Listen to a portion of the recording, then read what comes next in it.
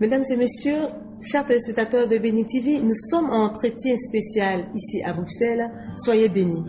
Pour vous, nous recevons aujourd'hui en quelques minutes un serviteur de Dieu, un oint de Dieu, quelqu'un qui aime le Seigneur, qui est dévoué, qui est déterminé pour l'avancement de l'œuvre de Dieu, pour l'évangile ici en Belgique. Bonjour serviteur de Dieu. Bonjour monsieur. Comment allez-vous? Très bien. Pourrez-vous vous présenter vous-même à nos chers bien-aimés qui nous suivent partout l'Afrique? Voilà, je suis donc le pasteur Ali Tchibouroua de l'église des messagers de Bruxelles.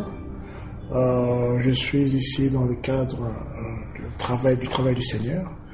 Mais en dehors de ça, je suis aussi avocat de formation. Voilà, ma petite présentation. Marié évidemment, père de 3 enfants. Merci serviteur. Vous avez bien entendu, chers téléspectateurs, il est serviteur de l'Éternel et il est également avocat au barreau de Bruxelles. N'est-ce pas, serviteur? Comment arrivez-vous à associer ces deux fonctions? Parce que nous savons que le métier d'avocat est très prenant. Aussi, l'œuvre de Dieu est tout aussi prenant. Comment arrivez-vous à associer ces deux métiers, si je peux appeler cela ainsi? Alors, je vais vous avouer que c'est pas facile. Parce que dans le travail de Dieu, c'est un travail qui prend beaucoup de temps. Absolument. Et le métier d'avocat, n'en parlons pas. Amen. Mais c'est la grâce du Seigneur qui permet que nous puissions concilier les deux. Amen. Essayer de ne pas pénaliser l'un comme l'autre. Mais j'aimerais aussi dire que c'est un appel pour moi de pouvoir travailler dans ces deux métiers qui, à mon sens, sont des métiers qui sont importants en tant que chrétien, défendre les autres. Amen. Donc c'est pour cela qu'on se bat pour essayer de concilier les deux métiers en tant qu'avocat et en tant que serviteur de Dieu. Mais j'aimerais noter d'abord que je suis serviteur de Dieu. Oui. Le métier d'avocat vient après. Après, amen. L'œuvre de Dieu d'abord, n'est-ce pas? Mais y a-t-il une différence entre servir l'Éternel ici en Europe, précisément en Belgique, et de servir Dieu en Afrique? Il y a une très grande différence. Déjà, vous avez une différence au niveau de la réception. Généralement, en Afrique, les hommes, les femmes sont assez réceptifs à la parole de Dieu parce que de nos origines, les Africains sont des animistes. Ils ont plusieurs croyances. De ce fait, lorsque vous parlez de Dieu, les hommes et les femmes sont assez... ils vous écoutent et ils vous donnent le temps qu'il faut pour leur donner le message de Dieu. Ils sont assez disposés. Quelle que soit leur croyance. Je veux dire, on est animiste au départ au niveau de l'Afrique. Mais ici, par contre, en Europe, la difficulté que nous avons, c'est que les hommes, les femmes sont plus religieux. Donc, on se dit que nous appartenons à une religion, mettons, chrétienne, mais au fond, ils ne croient pas en Dieu. Donc, la difficulté que nous avons, lorsque vous apportez le message ici, il y a un mur. Il y a un mur. Et n'oubliez pas que nous sommes dans une société moderne et la technologie a pris sa place et Dieu est en dehors. Il y a une grande difficulté au niveau de la croyance. Ça, on ne peut pas le nier. On ne peut pas le nier. Et donc cela rend un peu plus difficile la mission que vous avez. Très difficile. Donc l'évangélisation n'est pas aussi aisée que cela. Pas du tout. C'est très difficile d'évangéliser en Europe. N'oubliez pas, il faut regarder le fil de l'histoire. Oui. C'est-à-dire que l'Europe avait le message de l'évangile. Oui. C'est l'Europe qui a évangélisé l'Afrique. Okay? Mais ce qui s'est passé, c'est que l'évangile n'a plus de force en Europe à cause du passé. Ce qui fait que les Européens mettent l'évangile à côté. Vous savez, quand on parle de l'évangile en Europe, c'est souvent axé sur le catholicisme. Oui. Et avec le passé que nous avons, les croisades et tout ce qui s'ensuit, c'est-à-dire que le message de l'évangile est lié à une religion catholique qui fait qu'on ne croit plus en ce message. Donc l'Europe prend l'évangile et le met à l'extérieur. Et par contre, au niveau de l'Afrique, il n'y a pas encore ce problème, d'où nous sommes beaucoup plus réceptifs en Afrique. D'accord. Mais avec la grâce de Dieu, nous croyons. Aujourd'hui, moi, je vous ai connu il y a de cela quelques années. L'église avait l'air plus petite, mais aujourd'hui, vous avez un grand bâtiment et je pense qu'il y a un peu plus de fidèles. Et avec la grâce de Dieu, nous pensons que vous avancez quand même. Vous savez, le travail de Dieu est un travail qui nécessite beaucoup de grâce. Lorsque Dieu vous appelle, il vous donne une vision, mais il vous donne aussi la provision. Amen. Dieu vous donne l'équipement nécessaire pour aller faire son travail. Je vais simplement vous dire que cette année, au niveau de notre Église, nous avions eu la vision de la moisson de Dieu, telle que mise dans la parole du Seigneur, dans Matthieu 9, 35 à 38, c'est le temps de la grande moisson. C'est vrai que même si l'Europe a pris Jésus, l'a mis à l'extérieur, mais les circonstances font que l'Europe, aujourd'hui, ne peut que recourir à Jésus pour venir l'aider. Et de ce fait, nous sommes conscients et nous sommes convaincus que Dieu a déjà préparé les cœurs. Amen. Pour que le message de l'Évangile puisse trouver sa place et que les hommes européens, les femmes européennes retournent au Seigneur.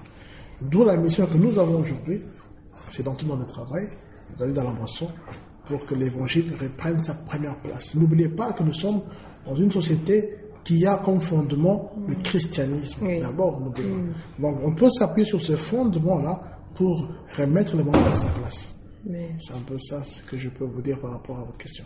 D'accord. Nous sommes aux premières heures, aux premiers jours de la nouvelle année. Quel bilan pourriez-vous faire de l'année 2012, l'année écoulée? Et après cela, quelles sont les perspectives que vous avez de façon générale et aussi pour le ministère? L'année 2012, pour moi, est une année de grands enseignements et une année de grande méditation. Amen. Il y a eu beaucoup de hauts et beaucoup de bas. Et nous sommes conscients que Dieu, lorsqu'il vous enseigne, il a sa manière d'enseigner qui ne correspond pas à la nôtre. Et Dieu nous donne toujours les moyens de nous en sortir dans tout ce que nous faisons et surtout dans les difficultés. Donc, quelque part, j'ai eu des grandes épreuves, l'Église aussi a connu de grandes épreuves, mais Dieu a donné la force. Donc, pour nous, nous sommes convaincus qu'après des grands enseignements et des grandes épreuves que nous avons eues l'année 2012, l'année 2013 est une année où Dieu va accomplir maintenant ce qu'il a promis. Nous sommes très, très optimistes pour cette année et nous comptons sur le Seigneur qui va faire de grandes choses. Amen. Alors, quels sont les projets, les perspectives pour l'année 2013? Comme j'ai dit, le premier projet, c'est de gagner un plus grand nombre. Amen. Ça, c'est un défi que nous avons lancé, tant au niveau individuel qu'au niveau de l'Église. Pour la petite histoire, on a signé un contrat où chacun devrait tout faire pour ramener ne fût-ce que 5 âmes au Seigneur. Amen. 5 personnes. Pour les 12 mois à venir. Pour les 12 mois à venir. Oui. Bon. Nous étions à la veillée, nous avons trouvé. J'espère ne pas me limiter à 5. Oui, c'est le minimum. J'espère en faire 3 fois plus. Amen. Mais ça, Dieu c'est... pouvoira. Voilà, au niveau, donc, dans le projet, d'abord, c'est gagner plus d'âmes pour le Seigneur. Et au niveau de l'Église, nous avons des projets pour que notre Église, comme vous avez certainement pu le constater, c'est un chantier qui est ouvert, c'est un grand bâtiment. Et nous voulons vraiment que cette année, nous puissions mettre cette Église à niveau pour la gloire de notre Seigneur. Amen. Nous courons vers le terme de notre entretien. Quel est le vœu que vous pourriez accorder à tous nos téléspectateurs, à tous nos bien-aimés qui nous suivent, parce que nous sommes sur Béni TV et nous sommes suivis à Béni TV dans 48 pays d'Afrique, Afrique subsaharienne et dans tout le monde entier aujourd'hui avec notre site béni.tv à live streaming sur Internet. Donc je souhaiterais que vous lanciez un appel à tous nos frères de l'Europe ici et aussi un vœu pour ceux qui sont en Afrique et qui nous suivent. Je serai un peu long. Je suis content de pouvoir participer à cette émission. Je suis fier d'abord de constater que c'est ma sœur qui est dans cette émission qui m'interroge en ce jour. Amen. Je suis content parce que j'ai participé plus ou moins à son affermissement spirituel. Alléluia. Et je vois que la parole de Dieu s'accomplit. Amen. Et le fait de passer à cette émission aussi confirme le message de l'Évangile. Parce que aujourd'hui, partout dans le monde, l'Évangile est prêché. Et l'Afrique aujourd'hui représente un grand noyau pour l'Évangile. Et ça, c'est la confirmation que les hommes de toute langue, toute culture, toute race, toute famille vont louer le Seigneur. Alléluia. C'est la confirmation de la parole de Dieu qui est dans Matthieu chapitre 24, verset 14, qui dit « Et cette bonne nouvelle de la parole de l'Évangile sera prêchée dans le monde entier, alors viendra la fin. » Donc actuellement, j'aimerais parler à tous les frères et sœurs, et surtout ceux de l'Afrique, pour vous encourager. Vous savez, nous vivons en Europe, et nous avons des constats, et nous avons la confirmation que le continent du futur, c'est l'Afrique. Amen. Que l'Afrique prenne son rôle demain, que l'Afrique apporte l'évangile et que l'Afrique saisisse l'occasion. Cette occasion est donnée à l'Afrique. Vous savez, dans l'histoire du monde, il y a, comme vous disiez, il y a des hégémonies.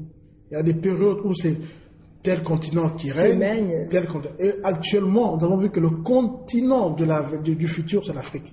C'est là où il y a l'écologie qui est encore préservée, c'est là où les hommes et les femmes vont être préservés, et c'est là où l'Afrique doit prendre sa place.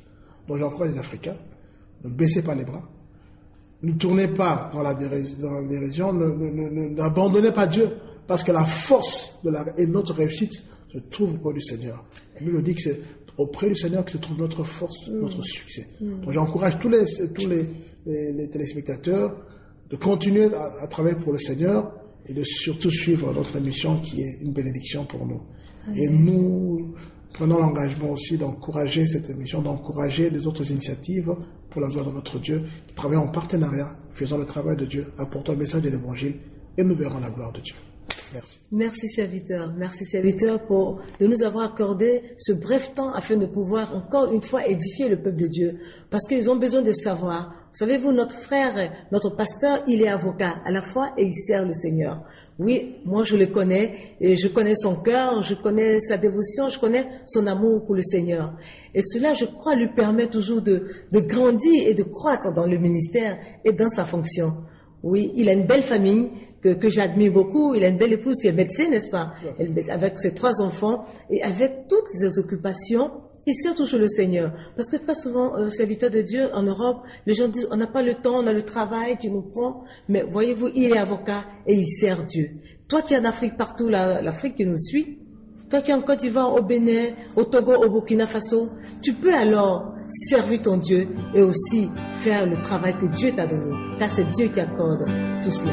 Que Dieu vous bénisse et restez toujours connectés sur Béni TV, le Blessing Channel, car le programme se poursuit. À très bientôt pour une autre émission, ici certainement à Bruxelles, avec la grâce de Dieu.